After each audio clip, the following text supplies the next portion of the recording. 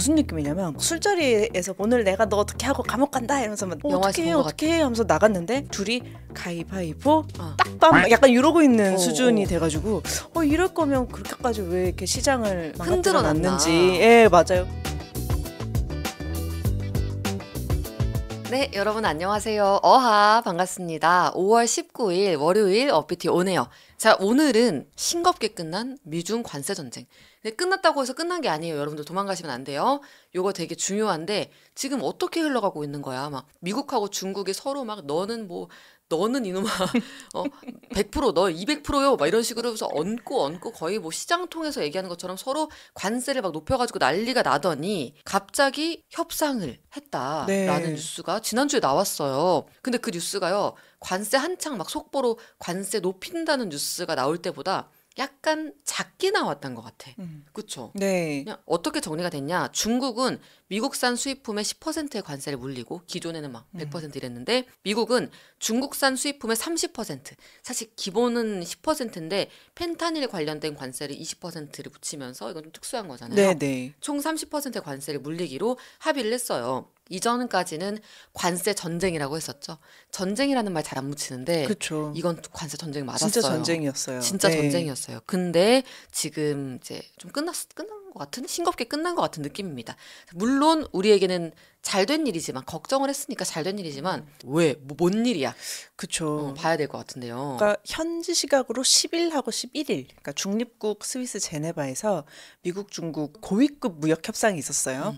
이제 결과는 사람들이 막 불안해하면서 기대했던 것보다 훨씬 양호했습니다. 그렇죠. 예, 지금 정리해 주신 대로 최대 245%까지 치솟았던 관세율에 비하면 현실적인 숫자로 내려오긴 했어요. 한 그러니까요. 10%하고 30%면 245%에 비해서는 굉장히 현실적이죠. 협상은 이렇게 해야 되는 걸까요?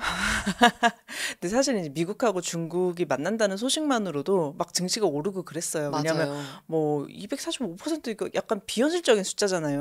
그러니까 둘이 만난다는 것만 해도 245까지는 아니겠지. 그치. 예, 이러면서. 사람이라면. 그쵸. 그래서 그치만 또 한편으로는 과연 이 둘이 만나가지고 얼마나 대단한 합의가 이루어지겠느냐. 이게 탐색전 정도 아니겠느냐. 아니면 뭐 두 쪽 다 성격이 만만치 않잖아요. 그러니까 이거 중간에 분명히 이제 자존심 때문에 깨질 수도 있다. 이런 걱정이 더 많았는데 결과는 뭐 10%, 30%면 한두 달 만에 이럴 거면은 이게 무슨 느낌이냐면 막 술자리에서 보면은 막 싸움 나고 그러잖아요. 그래서 서로 막 이제 술병 들고 막 이렇게 병 깨고 해서 오늘 내가 너 어떻게 하고 감옥 간다 이러면서 막 나와가지고 막 이래서 영화에서 어떻게 해 본것 어떻게 해 하면서 나갔는데 둘이 가위바위보 어. 딱밤 약간 이러고 있는 어, 수준이 어. 돼가지고 이럴 거면 그렇게까지 왜 이렇게 시장을 흔들어 망가뜨려놨는지. 놨나. 예, 맞아요. 흔들어놨는지. 근데 어쨌든 전쟁이라고까지 불린 사태이고 그쵸. 또 그러면 승자와 패자가 있지 않겠습니까? 굳이 따지자면 중국이 조금 체면을 덜 구겼어요. 오, 의외로. 네네네. 그래서 지금 결과를 보면은 미국은 뭐 관세도 엄청 낮췄고요. 네. 그리고 이제 중국발 소액 수입품 관세도 120%에서 54%를 인하를 했는데 최소 수수료 뭐 $100 유지 이런 내용이 있는데 네. 이게 뭐냐면은 테무나 쉬인 같은 그 되게 시커머스. 네, 시커머스 중에 엄청 소액으로 들어오는 거 있잖아요. 그러니까 덤핑으로 밀어내는 거. 네. 이 중국의 값싼 공산품이 미국으로 주로 들어온 루트가 네. 바로 이 소액 소포입니다. 그래서 어. 이거를 내렸다는 거, 이 수수료를 내리기 시작했다는 건 진짜로 미국이 많이 물러선 거예요. 근데 미국도 어쨌든 재정 적자가 줄어들기는 했어요. 4월 한 달간 163억 달러, 그러니까 우리나라 돈으로 44조 원이나 되는 정부의 관세 수입을 기록을 했는데 네. 이제 3월에 비해 86%나 증가한 수입입니다. 물론 미국 기업이 냈죠. 근데 이제 GDP도 같이 줄었어요.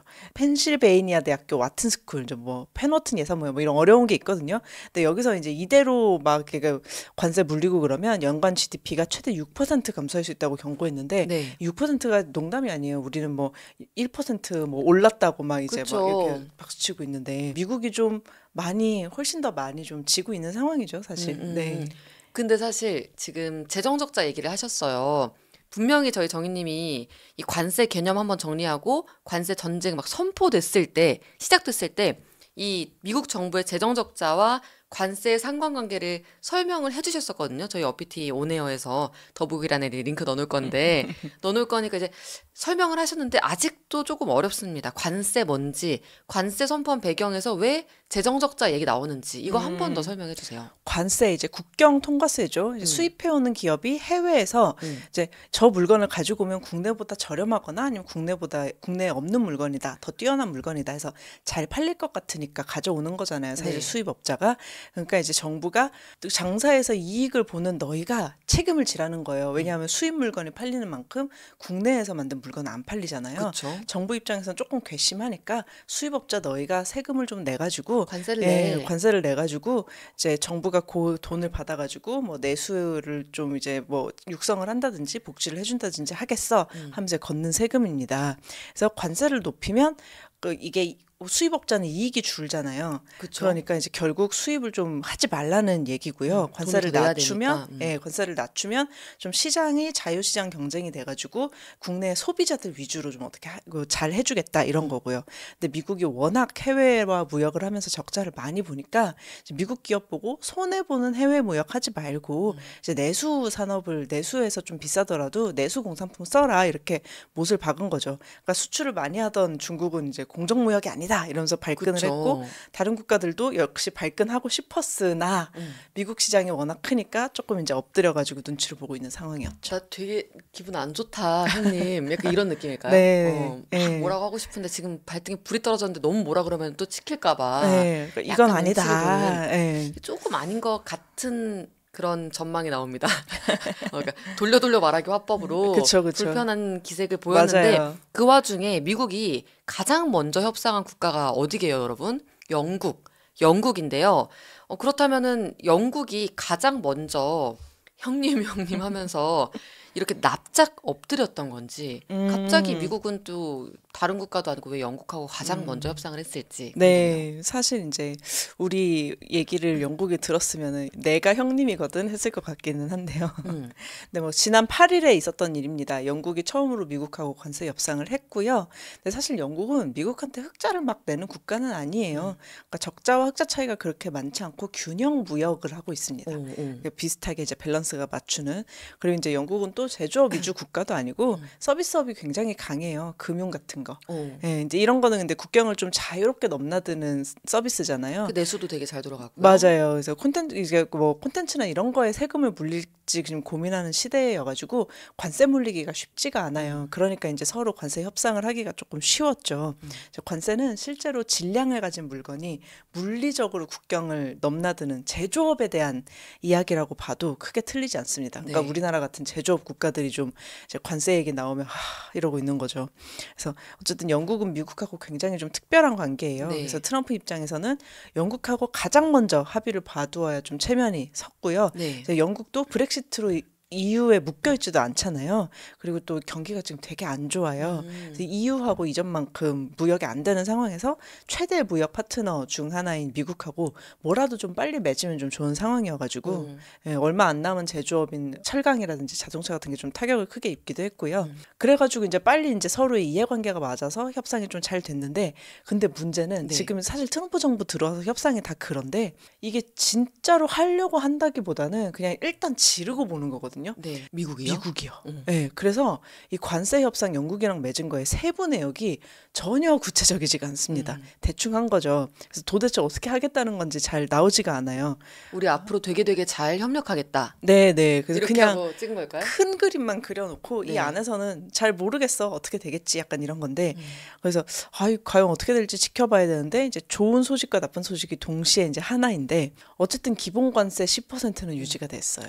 앞으로도 다 그렇다는 얘기죠. 영국이 먼저 그 기본값을 만들어놨기 때문에 다른 국가들도 그렇게 할 것이다. 네. 라는 추측을 해볼 수 있는 거죠. 맞아요. 하지만 아직 정해진 건 없다는 거. 네. 그런 상황이고 그리고 또 중국하고 미국이 협의를 하면서 약간 또 유예 기간 전 90일이라는 숫자를 왜 이렇게 좋아하는지 모르겠는데 그러니까요. 일단은 처음에 최초에 여러 국가들에 대해서 관세액이 처음 나왔을 때도 한국은 30 몇 퍼센트, 뭐 베트남 몇 퍼센트 이런 식으로 하다가 90일 유예 기간 주겠다라고 해서 그게 이제 6월 언제까지였나? 7월 언제까지였나? 7월 8일까지. 그쵸. 네네. 그래서 3달간의 유예 기간을 받았어요. 약간 당황스러운데 글쩍글쩍 감사합니다 이러면서 받았어요. 근데 이번에 또 미국하고 중국도 유예 기간을 두기로 했단 말이죠. 네. 이거는 왜 두는 거예요?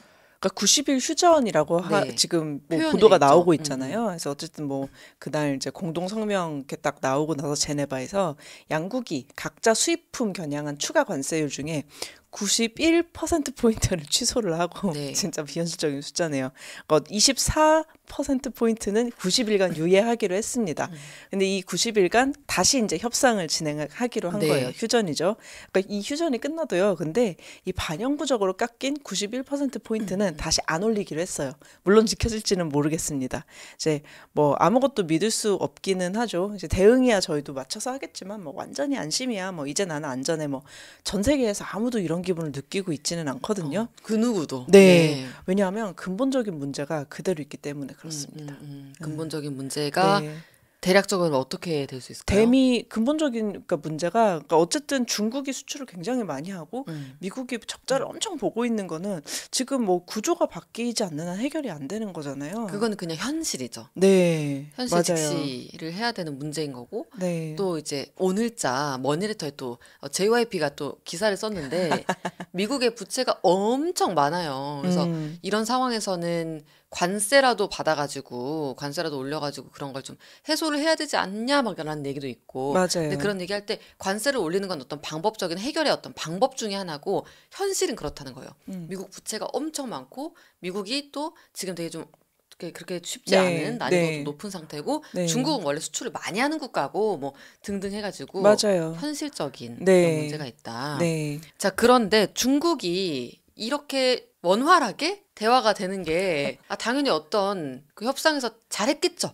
지금까지 잘했을 텐데 미국과 중국은 이렇게 뭔가 얘기를 잘한 적이 한 번도 없었던 것 같거든요. 네. 근데 이번에 되게 협조적으로 나온 것 같았어요, 중국이. 그쵸. 실제로 그랬나요? 네, 사람들이 좀 놀라기는 했어요. 그래서 둘이 어떻게 이렇게 서로 협조적이었지? 근데 이제 관세는 좀 제조업 문제라고 했잖아요. 네. 근데 중국은 제조업 국가예요. 네. 그래서 이 양국이 으르렁거리는 동안 세계 공급망은 사실은 금융시장만 보고 있으면 뭐 한 달 만에 이럴 거면 도대체 왜 그랬어? 에이 참 이러고 이제 넘어갈 수 있는데 네.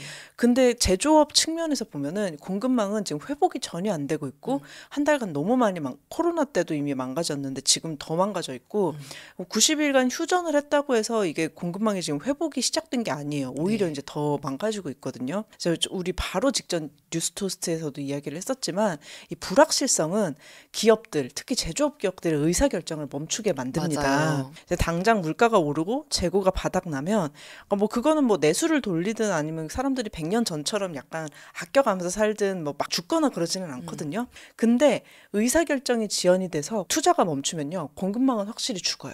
네. 근데 중국은 아까 말씀드린 대로 제조업 국가이기 때문에 트럼프 되기 직전에도 트럼프 정부가 들어서기 직전에도 계속 이제 리오프닝 기대 맞추지 못하고 경기 둔화 걱정하고 디플레이션 좀 걱정하고 있었잖아요. 중국 경제 안 좋다는 뉴스 많이 나왔었죠. 네, 뭐 부동산이 무너진다, 뭐 중국 이대로 괜찮은가, 뭐 이 성장률 지킬 수 있는가 계속 이랬잖아요.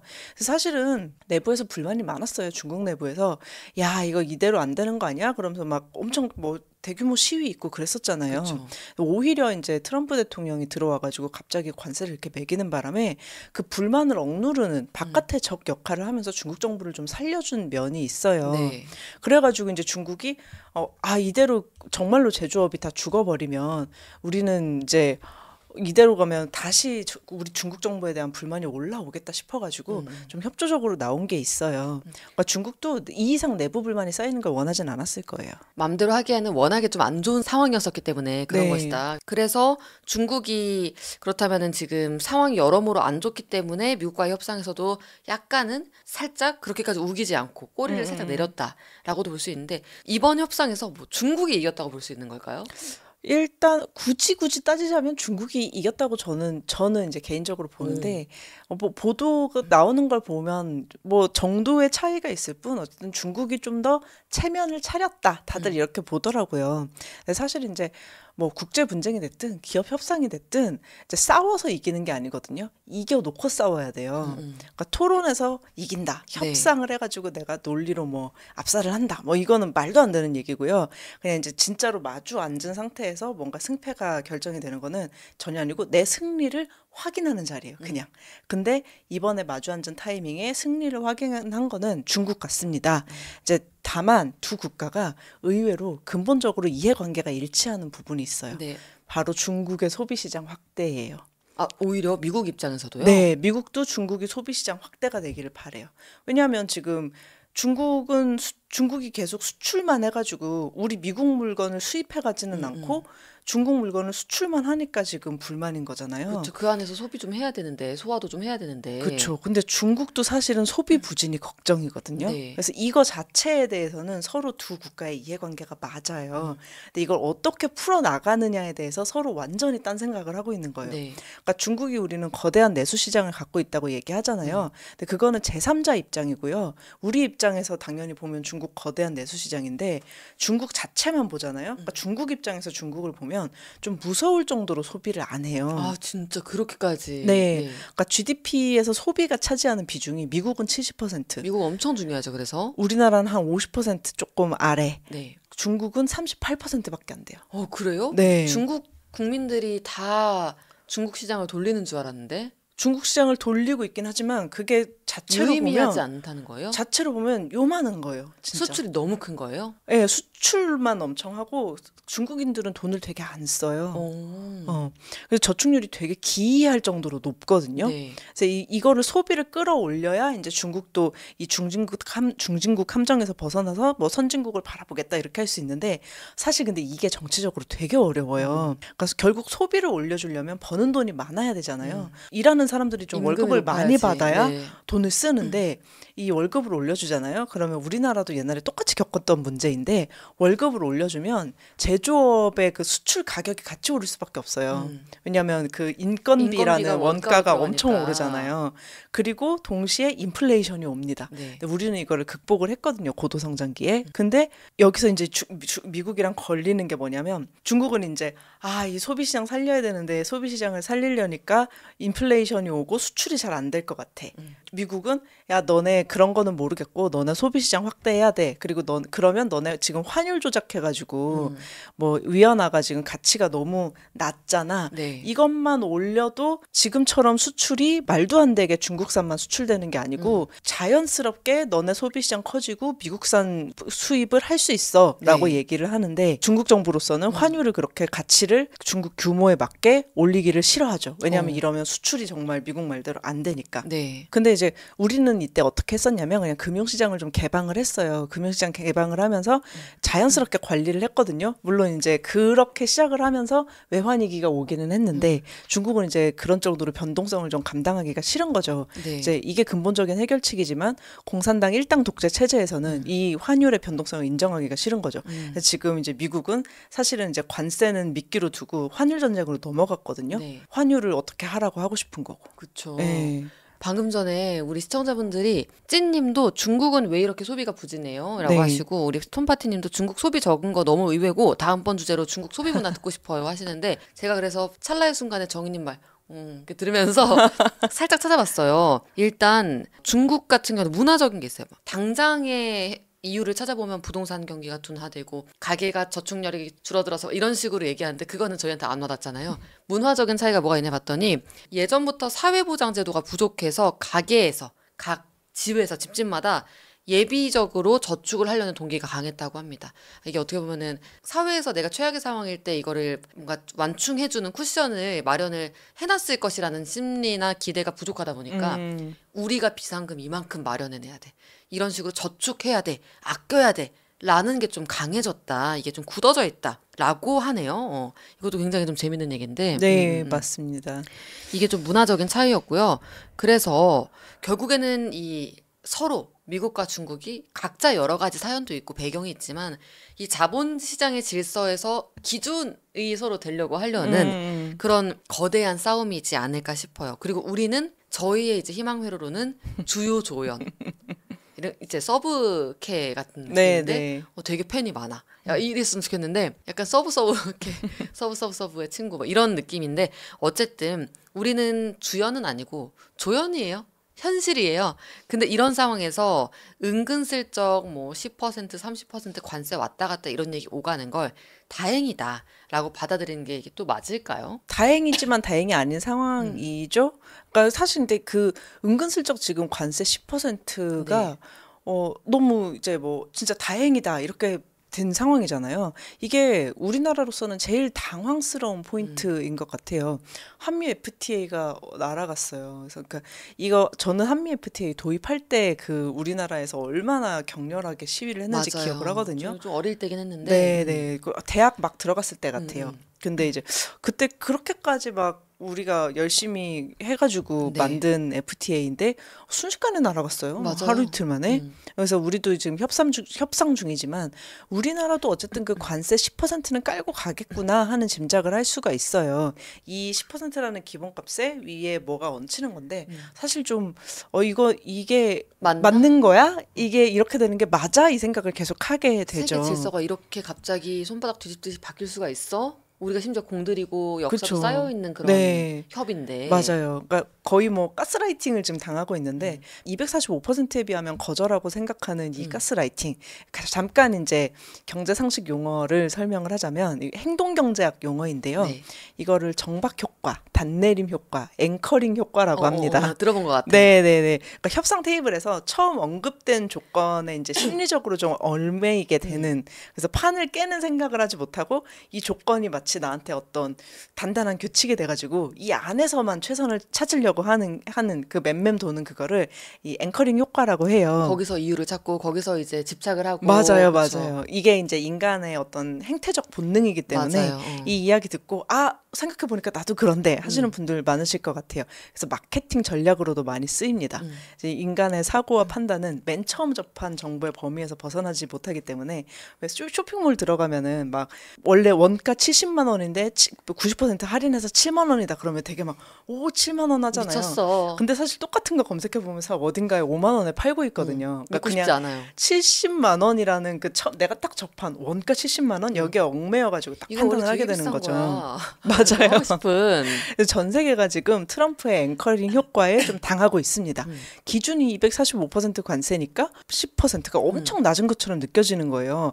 어쨌든 뭐 트럼프 같은 경우에 진짜로 닻을 발목에 매달 수 있는 힘이 일단은 있기는 합니다만 어쨌든 무역 전쟁 이전에는 이 관세 전쟁 이전에는 전 세계 관세율이요 예외 품목들을 포함을 해서도 평균이 높아봤자 2, 3%였어요. 미국하고 중국이 그렇게 사이가 안 좋아도 높아봤자 최고 6%대였어요. 그러니까 이거는 정상화가 아니고 지금 이제 10%, 30% 얘기하는 게 정상화가 절대 아니고 그냥 긴장이 좀 완화됐다. 사실은 이렇게 봐야 됩니다. 그 닻을 처음에 내릴 때 미국, 중국은 이렇게 던졌잖아요. 맞아요. 저 멀리 던져가지고 야, 그러니까 세 자릿수로 넘어간 거잖아요. 네. 그런 식으로 굉장히 닻을 멀리 던져놔서 지금 되게 엄청 많이 협상한 것 같은데 사실은 정상화라고 보기도 어려운 수준이다라고 말씀을 주셨고, 자, 이 와중에 우리나라 경제뉴스에 어떤 얘기가 있었냐면요. 지금 우리 미국과 중국의 관세 협상, 관세를 중심으로 얘기하고 있잖아요. 그런데 우리나라가 미국과 달러, 그 원달러 환율 협상이 있었다라는 얘기가 슬슬 나와요. 이건 자세히 보도됐던 건 아닌 것 같긴 한데 아직 자세한 내용이 안 나와서 네네. 관세에서 환율 얘기로 지금 주제가 좀 싹 넘어간 것 같아요. 우리나라뿐만 아니고 뭐 대만이라든지 맞아요. 몇몇 아시아 국가들. 네, 맞아요. 아까 이제 제가 한창 말씀드렸듯이 그 시장 질서, 미국하고 중국이 결국 이제 소비 시장을 서로 이제 중국의 소비 시장을 좀 개방하려고 하는데 이 방법에 대해서 미국은 환율로 어떻게 해봐 이렇게 되어 있기 때문에 결국 이제 관세에서 환율로 전장이 넘어갔습니다. 우리 같은 경우에 5월 5일에 이탈리아 밀라노에서 한미 경제 당국이 만나가지고 환율 정책을 협의를 했다고 합니다. 근데 그 협의가 구체적으로 어떤 내용인지 우리는 아직 모릅니다. 수상한 것은 그때 당시에 이제 이상하게 출렁거리던 환율. 그러니까 우리나라 돈이 1달러에 1,300원대로 떨어졌었잖아요. 그렇죠. 네. 지금도 이제 1,300원대 후반에서 1,400원대 초반이죠. 그쵸. 그리고 이제 트럼프 대통령은 우리나라의 어떤 원달러에서 원화의 환율 절상을 계속해서 원해왔고, 네. 원화 가치를 올리는 거를 계속 이제 원해왔고요. 그리고 이제 계속 걱정이 되는 게 제2의 플라자 합의가 되는 거 아니냐. 그러니까 말어라고 합의라고 하는데, 이제 아직까지는 아니지만 이제 인위적으로 그러니까 환율을 확 이제 우리 입장에서 낮춰서, 그러니까 원화 가치를 올려서 환율은 낮춰서 이제 수출 경쟁력을 좀 떨어뜨리려는 거 아니냐. 그래서 일본이 나락갔잖아요. 그렇죠. 네. 뭐 일본이 대응을 워낙 잘 못한 탓도 있지만 어쨌든 일본이 이제 G2까지 올라왔다가 엄청나게 꺾이는 30년이나 이제 디플레이션에 시달리는 원인이 됐는데 어쨌든 이 소식이 그 전해지니까 5월 5일에 그때 우리가 협상을 그렇게 몰래 했다라는 소식이 전해지니까 또 원달러 환율이 급락을 했었어요. 예. 그래서 환율 떨어지면 좋다고 하지만 그러니까 떨어지면 지금 좋긴 좋아요. 사실 단기적으로는 우리 환율이 너무 높았어가지고 떨어지면 좀 안도가 되는 면이 있긴 하는데, 예, 근데 장기적으로 봤을 때 인위적으로 내리는 건 또 좋지 않습니다. 너무 추면 안 되죠. 맞아요. 종합적인 건강 검진표니까. 예. 이런 지점을 좀 감안해가지고 환율 지금 제가 잠시 봤더니 지금 1,399.50원이에요. 그러니까 지금 1,400원이라고 말할 수는 없어요. 1,400원대 급후반이다. 계속 출렁출렁거리고 있죠. 지금 살짝 뚝 떨어졌다가 약간 올랐다가 다시 내려온 그런 상태가 그쵸. 네, 지금 상태입니다. 근데 이 환율 관련해 가지고 일본은 침묵을 좀 지키고 있어요. 뒤에서 계산하면서 최대한 시간을 끄는 중이기도 하고 그리고 일본은 미국 국채를 엄청나게 들고 있거든요. 네. 이 국채 카드를 준비하면서 환율의 인위적인 한 번 당했었잖아요. 네네. 일본은. 그래서 한 번만 더 플라자 합의 얘기해봐. 그러면 이제 다 팔아버린다. 너네 국채 팔아버린다. 약간 이런 거를 좀 공격하려고 준비 중인데요. 이제 그러니까 그쪽은 그래서 환율이 공식 테이블에 올라와 있지를 않아요. 협의 테이블에. 근데 이게 우리는 통상협의 테이블에 올라와 있고 합의를 심지어 했고 심지어 내용은 아무도 몰라. 이렇게 되고 있어가지고. 그때 연휴였어. 네. 생각해보니까 왜 이렇게 뉴스가 희미하지 했더니 5월 5일에 가서 하고 왔는데 그러니까요. 이걸 다 지켜보는 분들에게도 아직 구체적으로 알려진 건 없다고 하니까 어쨌든 우리나라 환율은 지금 피가 살짝 식었어요. 너무 뜨겁게 올라가고 있다가 다들 뭐지 하고 있는데 완전 명쾌하게 나온 건 없다라고 하셨고요. 자, 그래서 지금까지 정리를 해보면 미국과 중국이 관세 협상을 했습니다. 난리가 났었던 그 관세 전쟁. 서로 너 거 수입할 때 우리 100% 매길게. 니 거 200% 매길게. 내가 더 올릴게. 하다가 갑자기 한두 달 만인가요? 관세 협상, 우리 이제 중국 외 국가들은 유예 조치 들어가고 좀 됐으니까 관세 얘기 막 나올 때 이후로 한 달 반 이 정도 지난 지금 미국과 중국은 협의를 하면서 서로의 관세율을 10%, 뭐 펜타밀 같은 것들 포함하면 30%, 이 정도로 그나마 현실적으로 갖고 왔고요.